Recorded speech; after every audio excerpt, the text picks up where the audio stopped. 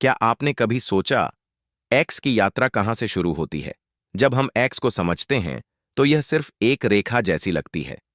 फिर हम x square पर आते हैं, एक सतह जो हमें आकार देती है। और फिर एक्स क्यूब, एक ऐसा आकार जिसे हम छू सकते हैं, महसूस कर सकते हैं।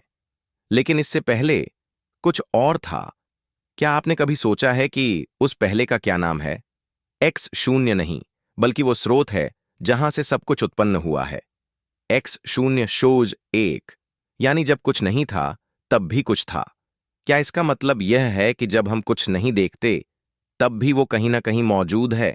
एक शून्य हमें यह बताता है कि अस्तित्व बिना आकार के भी बना रहता है, बिना किसी आयाम के भी वो उपस्थित होता है। यह बीज है, यह स्रोत है, यह आत्मा है। यह वो शक्ति है जो हमेशा हमारे साथ रहती है, चाहे हम इसे महसूस करें या नहीं। अब हम एक्स स्क्वायर पर आते हैं। यह केवल एक सतह नहीं है, बल्कि एक ऐसा आयाम है जो हमें हमारे आसपास की हर चीज से जोड़ता है। एक्स स्क्वायर में हम महसूस करेंगे कि हर वस्तु, हर घटना, हर विचार एक दूसरे से जुड़ा हुआ है। यह सतह हमें उस कनेक्शन को दिखाती है जो हमारे आसपास के सभी तत्वों के बीच है। यह सिर्फ एक स्तर नहीं है, यह एक दृश्य है जहां हर चीज एक दूसरे से प्रभावित होती है, एक दूसरे से जुड़ी होती है। जब हम एक दूसरे से जुड़े होते हैं, से गुजरते हैं, तो हम एक नए तरीके से चीजों को देखना शुरू करते हैं।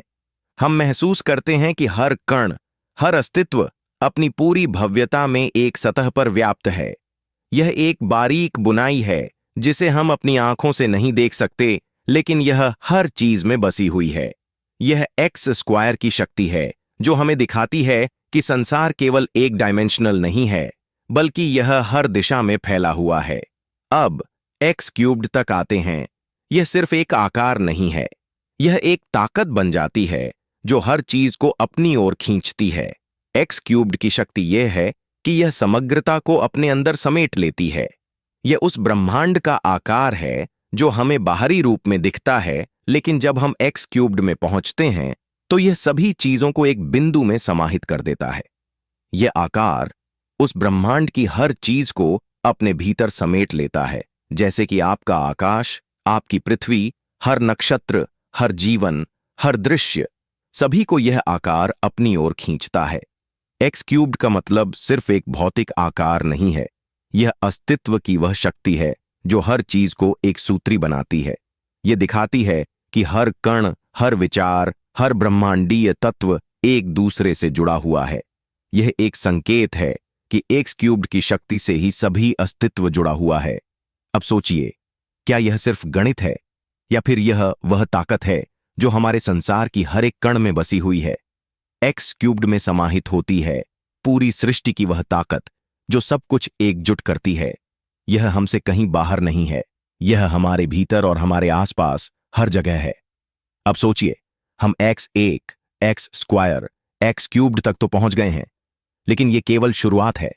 यही वो समय है जब हमें समझना चाहिए कि आगे क्या है। अब हम आते हैं एक्स चौथे पर, भूत विषज। यह एक ऐसा आयाम है जिसे हम देख नहीं सकते, लेकिन महसूस कर सकते हैं। लेकिन सवाल यह उठता है, जब शून्य का घात था, फिर एक का घात, दो का घात, तीन का घात, तो क्या एक की चौथी घात का होना जरूरी था? क्या यह एक स्वाभाविक क्रम है? क्या एक की चौथी घात को ही भूत विषज कहा जा सकता है? हो सकता है, लेकिन क्या हम इसे सही नाम दे रहे हैं? क्या यह सिर्फ एक ऐसा आयाम है जिसे हम अब तक समझ नहीं पाए?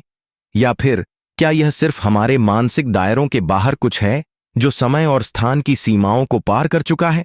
जब एक से एक क्यूबन तक हम कुछ निश्चित रूप से समझ सकते थे, तो एक क्यूब्ड पर हम ठहर जाते हैं। यह सवाल पूछता है, क्या आने वाले आयाम एक के 5, एक के 6 और एक के नगणित भी इसी तरह के होंगे, या फिर वे कुछ और, कुछ अलग, जो हमें कभी समझ में ही ना आए? क्या एक के चौथे घात के बाद फिर से कुछ और होगा जो हमारे सोचने के तरीके को बदल दे? क्या एक्स के 9वें घात में वह अंततः भगवान ही हो सकते हैं?